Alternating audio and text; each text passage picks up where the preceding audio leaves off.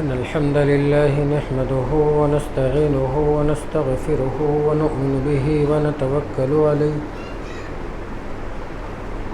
ونعوذ بالله من شرور أنفسنا وسيئات أعمالنا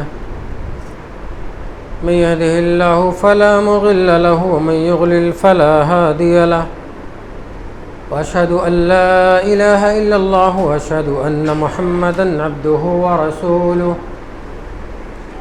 يا أيها الذين آمنوا اتقوا الله حق تقاته ولا تموتن إلا وأنتم مسلمون يا أيها الناس اتقوا ربكم الذي خلقكم من نفس واحدة وخلق منها زوجها وبث منهما رجالا كثيرا ونساء واتقوا الله الذي تساءلون به والأرحام إن الله كان عليكم رقيبا يا أيها الذين آمنوا اتقوا الله وقولوا قولا سديدا يصلح لكم أعمالكم ويغفر لكم ذنوبكم ومن يطع الله ورسوله فقد فاز فوزا عظيما أما بعد فإن أصدق الحديث كتاب الله وأحسن الهدي هدي محمد صلى الله عليه وسلم وشر الأمور محدثاتها وكل محدثة بدعة وكل بدعة ضلالة وكل ضلالة في النار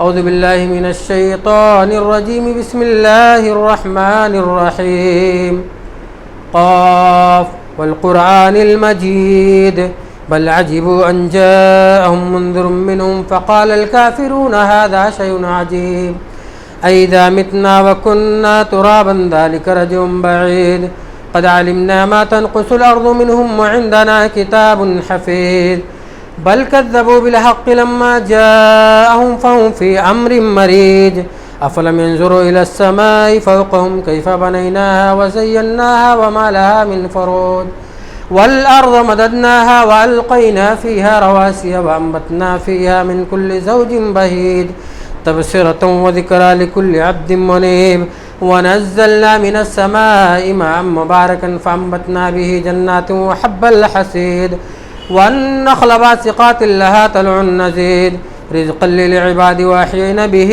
بلدة ميتا كذلك الخروج كذبت قبلهم قوم نوح وأصحاب الرس وثمود وعاد وفرعون وإخوان لوط وأصحاب الأيكة وقوم تبع كل كذب الرسل فحق وعيد أفعينا بالخلق الأول بل هم في لبس من خلق جديد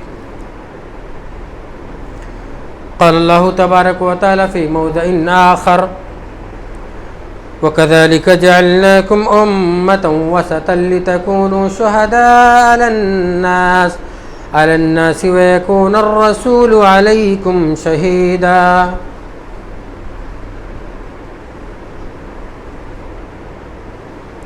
اسلامی بھائیو، بزرگوں، دوستو، عزیز بچوں، حاضرین جمعہ، بڑائی و بزرگی اس رب العالمین کے لیے ہے جو خالق ہے، مالک ہے، قادر ہے، مختار کل ہے۔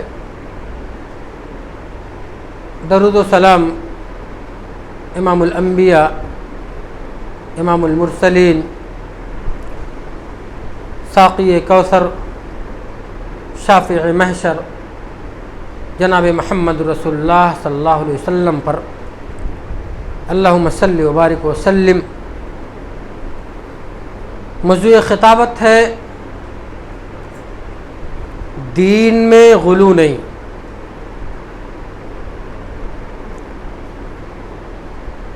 امت محمدیہ کی بہت ساری خصوصیات ہیں، ان میں سے ایک خصوصیت یہ بھی ہے کہ یہ امت متوسط امت ہے، اور اس امت کا دین وسط ہے۔ اس دین میں افراط اور تفریط نہیں، اس دین میں حد سے آگے بڑھ جانا یا نیچے گرا دینا اس کی گنجائش نہیں.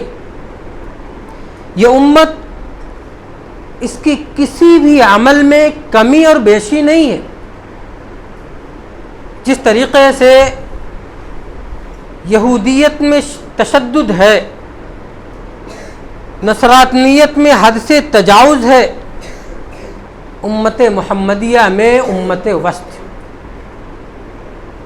یہ بیچ کی امت ہے، یہ میانہ روی اختیار کرتی ہے. اللہ نے فرمایا قرآن میں وَكَذَلِكَ جَعَلْنَاكُمْ أُمَّةً وَسَطًا، ہم نے تمہیں امت وسط بنایا، بیچ والی امت بنایا.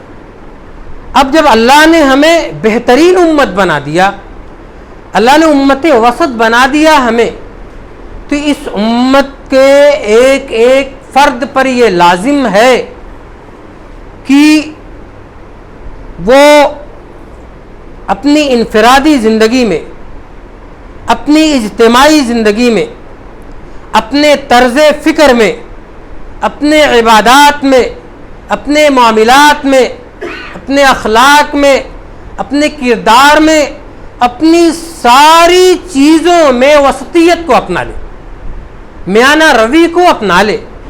اور اگر ذرہ برابر بھی میانہ روی سے اوپر اٹھی یا نیچے گئی تو سوائے تباہی کے اور کچھ نہیں.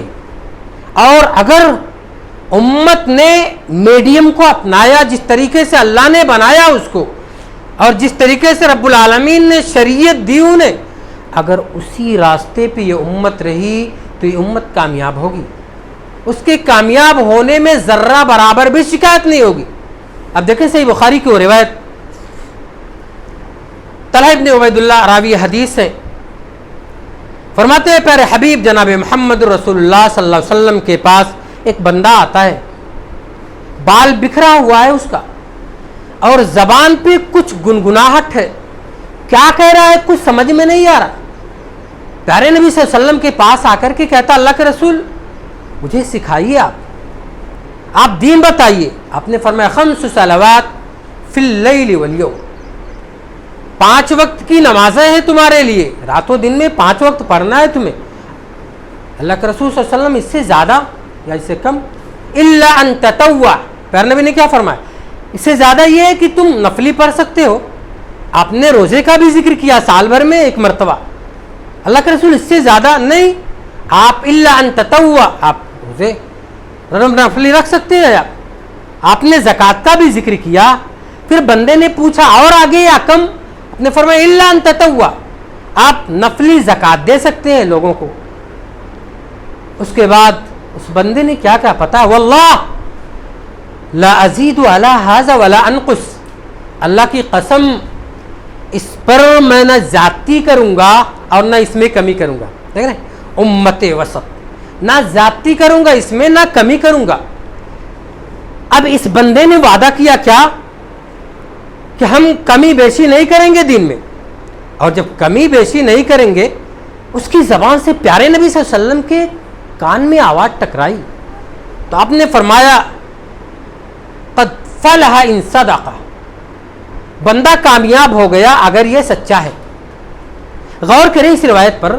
یہ روایت ہمیں یہ بتاتی ہے کہ پیارے نبی صلی اللہ علیہ وسلم نے کامیابی کی ضمانت اس بندے کے لیے دی جس بندے نے دین میں کمی اور بیشی کرنے کے لیے انکار کر دیا اور کہا جتنا پیارے نبی نے بتا دیا ہم اتنا کریں گے.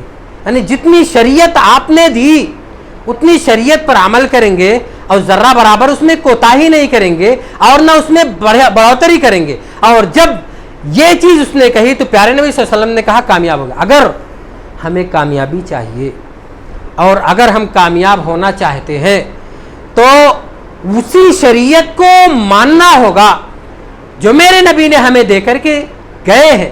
اور اگر ہم اس شریعت میں اپنی منمانی ذرہ برابر بھی کریں گے تو یقین مانے ہمارے لیے ہلاکت کے سوا کچھ نہیں ہے. ہم ہلاک ہو جائیں گے، برباد ہو جائیں گے اور ہمیں کوئی روک بھی نہیں کر پائے گا. آپ صلی اللہ علیہ وسلم نے فرمایا لا تغلو فی الدین فَإِنَّمَا أَهْلَكَ مَنْ كَانَ قَبْلَكُمْ الْغُلُو فِي الدِّينِ. اے لوگو دین میں غلو نہیں کرنا. غلو کیا ہے میرے بھائی؟ بڑھا دینا زیادہ سے زیادہ. جو دین ہے اس کو نہ مان کے اس کے آگے دین میں اور بڑھوتری کر دینا. پہلے نبی نے کیا فرمایا؟ دین میں غلو کرنے سے بچو, کیونکہ تم سے پہلے جتنے بھی لوگ ہلاک ہوئے وہ اپنے دین میں غلو کرنے کی وجہ سے ہلاک ہوئے. دین میں غلو کرنے کی وجہ سے ہلاک کر دیے گئے. اور اسی کو تنطع بھی کہا جاتا ہے. پیارے نبی صلی اللہ علیہ وسلم نے فرمایا تین مرتبہ ہلک المتنطعون, بخاری شریف کی روایت, ہلک المتنطعون ہلک المتنطعون. آپ نے فرمایا دین میں بڑھوتری کرنے والے ہلاک ہو گئے. دین میں بڑھوتری کرنے والے ہلاک ہو گئے. دین میں بڑھوتری کرنے والے ہلاک ہو گئے. اب ہمیں یہاں سوچنا ہے کہ نبی محترم صلی اللہ علیہ وسلم نے جو شریعت ہمیں دی ہے, اس شریعت میں ذرہ برابر بھی کوتاہی نہ کریں, اس شریعت میں ذرہ برابر بھی بڑھوتری نہ کریں. اور اگر ہم اس کا شکار ہوں گے تو یہ حدیث مبارکہ ہمارے اوپر صادق آئے گی. اور وہ قومیں جو اپنے نبیوں کی بات کو نہ مان کر کے ہلاک ہو گئیں, وہ قومیں جو نبیوں کو چھوڑ دیا وہ ہلاک ہوئی, ہمارے لیے کوئی بعید نہیں ہے کہ نبی کا دامن چھوڑ کر کے ہم ہلاک ہو جائیں. کیوں؟ یہ حدیث بتاتی ہے, یہ حدیث ہمیں بتا رہی ہے اللہ کے بندے کیسے کیسے لوگوں نے دین میں بڑھوتری کی. ذرا ہم دیکھیں انبیاء کی شان میں بھی اور اس کے بعد صالحین کی شان میں بھی لوگوں نے بڑھوتری کی. اور اللہ رب العالمین نے قرآن میں فرمایا یا اہل الکتاب لا تغلوا فی دینکم, اہل کتاب یہود و نصارہ تم اپنے دین میں غلو نہیں کرنا, اپنے دین میں غلو نہ کرو. یہودیوں نے کیا کہا؟ قالت الیہود عزیر ابن اللہ وقالت النصارى المسیح ابن اللہ. کیا کہا یہودیوں نے؟ عزیر اللہ کے بیٹے ہیں. نصرانیوں نے کیا کہا؟ مسیح اللہ کے بیٹے ہیں. نبی تھے, نبی کو بڑھا کر کے کہاں کہ اللہ کا بیٹا بنا دیا. اپنے دین میں انہوں نے غلو کی اور اللہ نے صاف فرما دیا کہ جس نے میرا کوئی بیٹا بنایا گویا کہ وہ مجھے گالی دے رہا ہے. اور اللہ نے اعلان کیا اے لوگو لا تغلوا فی دینکم, اے یہود و نصارہ دین میں غلو نہیں کرنا, دین میں بڑھانا نہیں. اگر تم بڑھاؤ گے تو ہلاک کر دیے جاؤ گے. آج ہلاکت ان کے قدموں میں ہے, کوئی ان کا نام صحیح سے نہیں لیتا اور قیامت تک ان کی مقدر میں ہلاکت لکھ دی گئی. کیوں میرے بھائیو؟ اس وجہ سے کہ ان لوگوں نے دین میں غلو کر دیا, دین میں بڑھا دیا. اور یہی نہیں, ان لوگوں نے کیا اتخذوا احبارهم ورهبانهم اربابا من دون اللہ, اتنا بڑھایا ان لوگوں نے کہ اپنے درویشوں کو, اپنے فقیروں کو, اپنے بڑوں کو اللہ کے علاوہ معبود بنا لیا. اللہ کے بندو دنیا پر تھوڑا نگاہ دوڑائیں. اللہ کے علاوہ دوسرے کو معبود بنا لینا اللہ کی ذات کو نیچا دکھانا ہے. اللہ کے علاوہ دوسرے یہاں اپنے سر کو جھکا دینا یا اللہ کو نیچا دکھانا ہے. اور اسی بنیاد پر اللہ نے فرمایا اتخذوا احبارهم ورهبانهم اربابا من دون اللہ, ان لوگوں نے اپنے بڑوں کو, اپنے درویشوں کو, اپنے فقیروں کو اللہ کے علاوہ معبود بنا لیا. پیارے نبی صلی اللہ علیہ وسلم نے اس آیت کی تشریح اس طرح فرمائی کہ جب ان کے علماء کوئی بات کہتے تھے تو حلال اور حرام کی تو بغیر چھان پٹک کیے ہوئے, بغیر دلیل کے ان کی بات کو مان لیتے تھے اور انہی کو حلال اور انہی کو حرام کا سرٹیفکیٹ دے رکھا تھا ان لوگوں نے. کس نے؟ یہود و نصارہ نے. اور اسی وجہ سے یہ ذلیل ہوئے, یہ قوم ذلیل ہوئی. اب یہاں کیا پتہ چلا, اگر ہم نے اللہ کی شان کو گھٹا کر کے اور اس کی ربوبیت کو لا کر کے کسی کے بندے کے قدموں کے نیچے رکھ دیا تو یہ ہماری ہلاکت کا سبب ہے. اور اگر ہم نے اللہ کے اولاد بنائے اور اللہ کے ساتھ کسی کو شریک کر لیا تو یہ ہماری ہلاکت کا سبب ہے, یہ ہماری ہلاکت کا سبب ہے. میرے بھائیو یہی نہیں, کیسے امت مسلمہ اللہ کے شان کو گھٹائی ہے. کیا کیا لوگ کہہ دیتے ہیں اپنی زبان سے, وہی جو مستوی عرش تھا خدا ہو کر اتر پڑا ہے مدینے میں مصطفیٰ ہو کر۔ شریعت کا ڈر نہ ہوتا تو یہ کہہ دیتا خدا تو رسول خدا بن کے یہ کیا ہے؟ ہمیں کوئی بتائے یہ کیا ہے؟ اللہ کے بندو یہ اللہ کی ذات کو گھٹانا نہیں ہے تو کیا ہے؟ میرے نبی نے کیا فرمایا آپ دیکھیں صحیح بخاری کی روایت کو اٹھا کر کے دیکھیں، پیارے نبی نے کیا فرمایا؟ لا تطرونی کما اطرت النصارى ابن مریم انا عبدہ فقولوا عبد اللہ ورسول، مجھے ایسے نہ بڑھانا جیسے نصرانیوں نے مسیح کو بڑھا دیا، ان کو اللہ کا بیٹا کہہ دیا۔ میں اللہ کا بندہ ہوں، مجھے اس کا بندہ اور اس کا رسول کہنا۔ اللہ اکبر۔ اب اگر یہ شعر جو میں نے آپ کے سامنے پڑھا اس کو اور نبی کے اس فرمان کے مطابق تھوڑا موازنہ کریں اور دیکھیں تھوڑا، ہم نبی کو اللہ بنا بیٹھے ہیں اور میرے نبی کہہ رہے ہیں اے لوگوں مجھے ایسا نہ بڑھانا جیسا کہ نصرانیوں نے بڑھا دیا تھا مسیح کو، میں اللہ کا بندہ ہوں۔ اب اللہ کے نبی اپنی زبان مبارک سے کہہ رہے ہیں میں اللہ کا بندہ ہوں اور اس کا امتی کہہ رہے ہیں نہیں آپ خدا ہیں۔ اللہ اکبر۔ کیا ہم نے غلو نہیں کیا؟ اور اسی غلویت کی بنیاد پر پیارے نبی نے فرمایا تھا ہلاک المتنطعون، دین میں غلو کرنے والے ہلاک ہو گئے، ہلاکت ان کی مقدر میں لکھ دی گئی ہے قیامت تک۔ اے لوگوں اگر سرخ روئی چاہتے ہو، اگر بلندی چاہتے ہو، اگر امت وسط بننا چاہتے ہو، اگر اللہ کے یہاں کامیابی چاہتے ہو تو اللہ کی خاطر اپنے آپ کو دین اور شریعت میں سمیٹ کے رکھیے، اس میں نہ غلو کیجئے اور نہ کمی کیجئے، بلکہ جو نبی صلی اللہ علیہ وسلم نے شریعت ہمیں دے دی ہے اس شریعت کو مان لے، اسی میں ہمارے لیے کامیابی ہے۔ میرے نبی نے کیا کہا؟ قل لا املک لنفسی نفعا ولا ضرا الا ما شاء اللہ۔ اللہ اکبر۔ میرا رب کلام نازل کر کے اپنے نبی کے زبانی بباب دہل اعلان کروا رہا ہے۔ کیا کہہ رہا ہے؟ میرے نبی لوگوں کو بتا دیجئے قل لا املک لنفسی نفعا ولا ضرا، اے لوگوں میں اپنے لیے بھی نفع اور نقصان کا مالک نہیں ہوں، جتنا اللہ چاہے، جتنا اللہ چاہے۔ کہہ دیجئے قل لا اقول لکم عندی خزائن اللہ ولا عالم الغیب ولا اقول لکم انی ملک۔ اللہ اکبر۔ پیارے نبی نے اعلان کر دیا کہہ دو لوگوں سے میرے پاس اللہ کے خزانے نہیں ہیں اور نہ میں علم غیب رکھتا ہوں اور نہ میں فرشتہ ہوں۔ یہ تین باتیں تھوڑا ذہن میں رکھیں، تھوڑا سوچیں، غور کریں۔ اپنے فرمایا میں صرف اسی چیز کی اتباع کرتا ہوں جو میرے اوپر وحی کے ذریعہ اتاری جاتی ہے، اور اللہ نے کیا دیکھنے والے اور نہ دیکھنے والے دونوں برابر ہو سکتے ہیں؟ ہرگز نہیں۔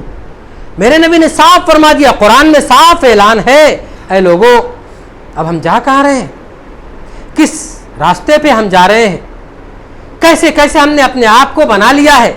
واللہ اللہ کی قسم اگر ہم نے اس عقیدے کو اپنائے رکھا اور دین میں اس غلویت کو چھوڑا نہیں تو یقین مانے ہمارے لیے بہتر نہیں ہوگا۔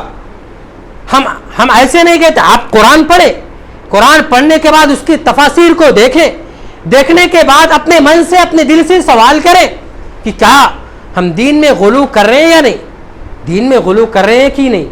یہی نہیں، یہ تو انبیاء اور صلحاء کے ساتھ لوگوں نے غلو کیا، اور یہی وہ چیز ہے جو ہمیں شرک کے دروازے تک لے جاتی ہے، یہی شرک کا دروازہ کھٹکھٹاتی ہے۔ آپ کو بتاؤں میں ام حبیبہ ام سلمہ رضی اللہ عنہما پیارے نبی صلی اللہ علیہ وسلم کے پاس آتی ہیں اور ذکر کرتی ہیں ان گرجا گھروں کے بارے میں جو حبشہ میں ہیں۔ اے اللہ کے رسول صلی اللہ علیہ وسلم میں نے اس میں دیکھا کہ اسٹیچو رکھے ہوئے ہیں، بت اس میں رکھے ہوئے ہیں۔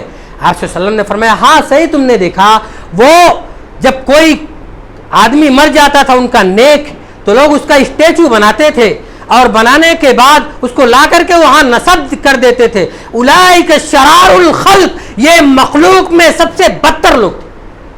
اللہ, یہ مخلوق میں سب سے بدتر لوگ کون؟ یہ بنانے والے. اور پھر میرے نبی صلی اللہ علیہ وسلم نے اپنے مرض الموت میں کیا فرمایا, تھوڑا غور کریں. لعنت اللہ علی الیہود والنصارى اتخذوا قبور انبیائہم مساجدا. اللہ کی لعنت ہو یہود و نصارہ پر, انہوں نے اپنے انبیاء کی قبروں کو سجدہ گاہ بنا لیا. تھوڑا غور کریں, سجدہ گاہ بنا کس کے؟ انبیاء کی قبروں کو. اب انبیاء کون ہیں؟ اللہ کے بھیجے ہوئے محبوب بندے ان کے. اور پیارے نبی کیا کہہ رہے ہیں؟ اللہ کے بعد اگر کسی کا مقام ہے تو پیارے نبی جناب محمد رسول اللہ صلی اللہ علیہ وسلم. اور آپ کیا کہہ رہے ہیں؟ سجدہ گاہ بنا لیا یہود و نصارہ نے, ان پر اللہ کی لعنت ہو. اب کسی نبی کے قبر کو سجدہ گاہ بنا لینا یہ لعنت کا سبب بن جاتا ہے, تو اوروں کی قبروں کو سجدہ گاہ بنا لینا کہاں تک صحیح ہے؟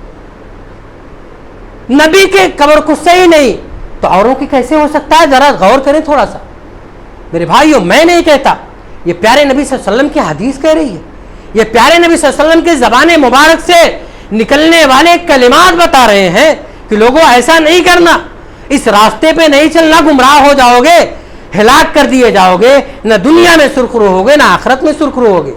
اللہ کے بندو, یہی نہیں, لوگوں نے عبادات میں بھی غلو کرنا شروع کر دیا ہے. عبادات میں بھی غلو کیسے؟ آپ کو میں بتاتا چلوں کہ کس طریقے سے اپنے تئیں لوگوں نے بنا لیا ہے. ابن عباس رضی اللہ تعالیٰ سنن نسائی کی روایت, ابن عباس رضی اللہ تعالیٰ عنہما راوی حدیث سے فرماتے ہیں پیارے نبی صلی اللہ علیہ وسلم صبح 10 ذی الحجہ کی تاریخ کو اپنے اونٹ پر بیٹھ کر کے نکلے اور مجھ سے فرمایا, ابن عباس میرے لیے کنکریاں چن کر کے لاؤ. اور جب میں کنکریاں چن کر کے پیارے نبی صلی اللہ علیہ وسلم کو دیا, اور وہ کنکری چنے کے دانے کے کچھ بڑی تھی, تھوڑی سی بڑی تھی. آپ صلی اللہ علیہ وسلم نے فرمایا, اے ابن عباس یہی وہ کنکری ہے اور یہی وہ سائز ہے, اسی سے تم اس کو مارنا شیطان کو, اور دین میں غلو نہیں کرنا, دین میں بڑھوتری نہیں کرنا, اور جو دین میں بڑھوتری کرتے ہیں وہ ہلاک ہو گئے. آج کا دور کیا ہے؟ حج کے لیے جائیں گے, آپ دیکھے ہوں گے میرے بھائیوں, کوئی پتھر اٹھا کر کے جمرہ کو مار رہا ہے, کوئی اپنے چپل سے مار رہا ہے, تو کوئی شیطان کو گالی دے رہا ہے. پیارے نبی نے جو ہمیں تعلیم دی کیا؟ چھوٹی سی کنکری اس سے مارو. اب یہ چپل سے مارنا, یہ پتھر اٹھا کر کے مارنا, اس کو گالی, یہ دین میں غلو ہو جاتا ہے. اور آپ نے فرمایا ابن عباس رضی اللہ تعالیٰ عنہ سے, تم ایسا نہیں کرنا, تم ایسا نہیں کرنا. ایک آدمی آتے ہیں صحابی, پیارے نبی صلی اللہ علیہ وسلم سے سوال کرتے ہیں وضو کیسے بنایا جائے گا. آپ صلی اللہ علیہ وسلم نے اعضائے وضو کو 3 مرتبہ دھو کر کے اس کے بعد فرمایا, ہی من زیادہ, اس پر جو زیادتی کیا وہ تشدد کرنے والا ہوگا, وہ بڑھوتری کرنے والا ہوگا, وہ ظلم کرنے والا ہوگا. وضو جیسی چیز میں جب ہم بڑھوتری نہیں کر سکتے, اس میں زیادتی نہیں کر سکتے, تو دیگر شرعی امور میں کیسے زیادتی کر سکتے ہیں, کیسے غلو کر سکتے ہیں؟ یہ امت محمدیہ کی شان کے خلاف ہے میرے بھائی. امت وسط ہیں ہم, اور وسطیت کا تقاضا یہ ہے کہ جس ڈگر پر صحیح حدیث ہمیں لے جاتی ہے وہی ڈگر ہمارے لیے بہتر ہے, اور اگر ذرہ برابر بھی ادھر ادھر گئے تو ہمارے لیے بہتر نہیں ہوگا. آج کا دور کیا ہے؟ نوافل میں بھی حد سے تجاوز کیا جاتا ہے, نوافل میں بھی, نفلی عبادات میں بھی حد سے تجاوز نہیں کیا جائے گا, نہیں کیا جائے گا. وہ روایت آپ کے سامنے میں پیش کروں. پیارے نبی صلی اللہ علیہ وسلم نے ابو درداء رضی اللہ تعالی عنہ اور سلمان فارسی رضی اللہ تعالی عنہ کے درمیان بھائی چارہ آپ نے کروایا تھا. سلمان فارسی رضی اللہ تعالی عنہ ابو درداء رضی اللہ تعالی عنہ کے یہاں جاتے ہیں مہمانی کے لیے. جب جاتے ہیں تو گھر پہ موجود نہیں رہتے, ان کی بیوی رہتی ہیں ام درداء.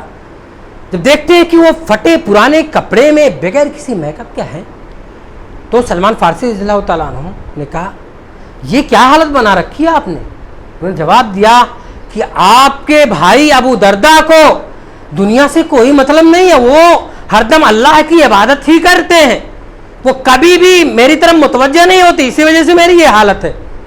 اس کے بعد آتے ہیں ابو درداء، سلمان فارسی رضی اللہ تعالیٰ عنہ کے لیے تیار کرتے ہیں ڈش، اور آپ کے سامنے پیش کیا جاتا ہے۔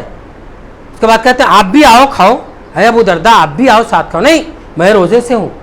سلمان فارسی رضی اللہ تعالیٰ عنہ نے کہا جب تک تم میرے ساتھ کھاؤ گے نہیں میں نہیں کھاؤں گا۔ ان کا روزہ توڑوا کر کے کھلائے۔ اس کے بعد پھر رات ہوئی، سلمان فارسی رضی اللہ تعالیٰ عنہ سونے کے لیے چلے گئے، ابو درداء نماز کے لیے کھڑے ہو گئے۔ کہتے ہیں اے ابو درداء جا کر کے سو جاؤ، اس کے بعد جب ٹائم ہوگا تب تم نماز کے لیے کھڑے ہونا۔ اس کے بعد جا کر کے سوئے، پھر دونوں نماز کے لیے کھڑے ہوتے ہیں۔ اس کے بعد فرماتے ہیں سلمان فارسی رضی اللہ تعالیٰ عنہ، اے ابو درداء تم پر تمہارے رب کا بھی حق ہے، تم پر تمہارے نفس کا بھی حق ہے، تم پر تمہارے اولاد کا بھی حق ہے، اور اس طریقے سے تم نہ کرو اور سب کے حقوق کو ادا کرو۔ اس کے بعد سلمان فارسی رضی اللہ تعالیٰ عنہ پیارے حبیب صلی اللہ علیہ وسلم کے پاس جاتے ہیں اور سارے واقعات کو بیان فرماتے ہیں۔ آپ صلی اللہ علیہ وسلم نے فرمایا اے سلمان تم نے صحیح کیا، تم نے صحیح کیا۔ اللہ کے بندو نوافل ہے اس کا اہتمام کیا جائے، لیکن اس میں بھی غلو نہیں۔ رب کا حق ہے، اپنے نفس کا بھی حق ہے، اور اپنی اولاد کا بھی حق ہے۔ سب کے حقوق اور سب کی ذمہ داری کو نبھایا جائے گا اور سب کو لے کر کے ساتھ میں چلا جائے گا، اور اگر سب کو چھوڑ کر کے صرف اللہ کا ہو جائے تو یہ بھی غلط ہو جائے گا، یہ بھی تصوف ہو جائے گا، اور یہ بھی نبی صلی اللہ علیہ وسلم نے پسند نہیں فرمایا۔ نبی صلی اللہ علیہ وسلم نے اس کو بھی پسند نہیں فرمایا۔ اپنے آپ کو پریشانی میں ڈال لینا بھی پسند نہیں، اور اپنے آپ پر جو رخصت دے دیا گیا ہے شریعت کی طرف سے اس میں بھی اگر ہم حد سے آگے بڑھتے ہیں تو بھی صحیح نہیں۔ وہ روایت آپ کو یاد ہوگا نا، نبی صلی اللہ علیہ وسلم جا رہے تھے اور آپ کے ساتھ آپ کے احباب صحابہ کرام تھے۔ پہنچتے ہیں تو دیکھے کہ ایک رش ہے، لوگوں کا جمگٹا ہے، اور سایہ کیے ہوئے ایک آدمی۔ پوچھا کیا مسئلہ ہے، کیا ہے؟ یہ آدمی روزے سے ہے، یہ آدمی روزے۔ آپ صلی اللہ علیہ وسلم نے فرمایا لیس البر صوم السفر، سفر میں روزہ رکھنا کوئی نیکی نہیں۔ کیا کہا آپ نے، کیا کہا آپ نے؟ ایسی حالت اپنے آپ کی نہ بناؤ کہ تم خود پریشانی میں چلے جاؤ۔ جب رب العالمین نے رخصت دے دی ہے تو رخصت کو قبول کیوں نہیں کرتے؟ رخصت کو قبول کیوں نہیں کرتے؟ چاہے قصر میں ہے، چاہے صوم کی حالت میں ہے، چاہے اور کوئی حالات ہو، جب رب نے جس میں رخصت دے دی ہے اس رب کی رخصت کو قبول کر لیا جائے، اور اگر نہیں قبول کرتے تو یہ بھی غلو فی الدین ہو جائے گا، یہ بھی غلو فی الدین ہوگا۔ اپنے آپ پر سختی نہیں۔ آج کا دور کیا ہے، بہت سارے لوگ میں پیدل سے حج کے لیے جاؤں گا، میں پیدل حج کے لیے، کہاں کہا ہے، کہاں لکھا ہے، کس شریعت میں کہا ہے اس کو پیدل حج کرنے کو؟ عقبہ بن عامر رضی اللہ تعالیٰ عنہ کی بہن یہ نظر مان لیتی ہے، غور کیجئے گا، نظر مان لیتی ہے کہ میں پیدل حج کو جاؤں گی۔ اس کے بعد نظر ان کا پورا ہوا، پیارے نبی صلی اللہ علیہ وسلم کے پاس اپنے بھائی کو بھیجتی ہیں عقبہ بن عامر کو، جاؤ اور فتویٰ طلب کر کے لاؤ پیارے نبی سے۔ جاتے ہیں فتویٰ طلب کرتے ہیں، پتہ ہے آپ کا فتویٰ دیتے ہیں، آپ صلی اللہ علیہ وسلم کہتے ہیں اس سے کہو کہ وہ سوار بھی ہو اور پیدل بھی چلے، اپنے آپ پر ظلم نہ کرے، اپنے آپ پر ظلم نہ کرے۔ اللہ کے بندو دین میں غلو نہیں ہے، دعا میں بھی غلو نہیں ہے، دعوت میں بھی غلو نہیں ہے، اور کسی بھی چیز میں بھی غلو نہیں ہے، قرآن کے پڑھنے میں بھی غلو نہیں ہے۔ بس جو شریعت نے ہمیں جو راستہ دے دیا ہے اس راستے کو اپنا لیں اور شرک کے دروازے کو نہ کھولیں، اور وہ چیز مان لیں جو رب نے ہمارے لیے نبی صلی اللہ علیہ وسلم کے ذریعہ بھیج دیا ہے، اس کو مان لیں، انشاءاللہ اسی میں ہمارے لیے بھلائی ہے، ورنہ ہلاکت ہمارا مقدر ہو جائے گی۔ اللہ سے دعا ہے کہ رب العالمین ہمیں غلو فی الدین سے بچائے اور شریعت محمدیہ پر اسی طریقے سے عمل کرنے کی توفیق عطا فرما دے جس طریقے سے پیارے نبی صلی اللہ علیہ وسلم نے ہمیں دے کر اس دنیا سے گئے ہیں۔ اللہ ہمیں زندہ رکھے، ایمان اسلام پر زندہ رکھ، ہمارا خاتمہ ہو تو لا الہ الا اللہ محمد رسول اللہ صلی اللہ علیہ وسلم پر ہو۔ اقول قولی ھذا واستغفر اللہ لی ولکم ولسائر المسلمین من کل ذنب فاستغفروه انه الغفور الرحیم، آمین۔